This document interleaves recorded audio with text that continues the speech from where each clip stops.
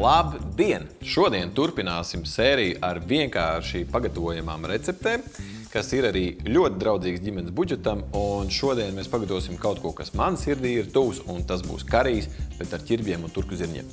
Tā, šo recepti mēs sāksim ar čili, ingveru, ķiploku un mazliet sīpola. Es šoreiz gatavošu pa savai gaumei, jūs varat gatavot arī mazliet maigāk.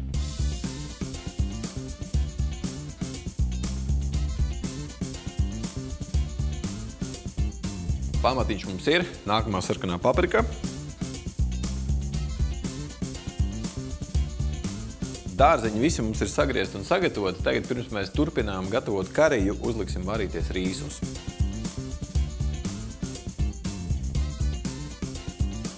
Tā, rīsi mums ir nomazgāti, tagad pievienosim ūdeni, un lai rīsi sanāk mums aromātiskāk, pievienošu arī vienu anīsa zvaigzni.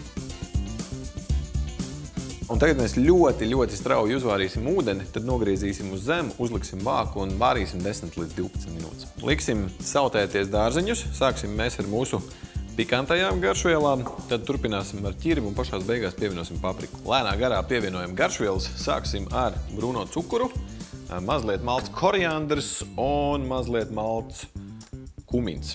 Kamēr ķirbis mums mazliet sautējās, mēs varam noskalot turku zirņus. Karijs mums ir gandrīz gatavs. Pirms mēs to pabeidzam un pievienojam turku zirņus, piespiedīsim laimu sulu skābumam un pievienosim kokosriekstu pienu.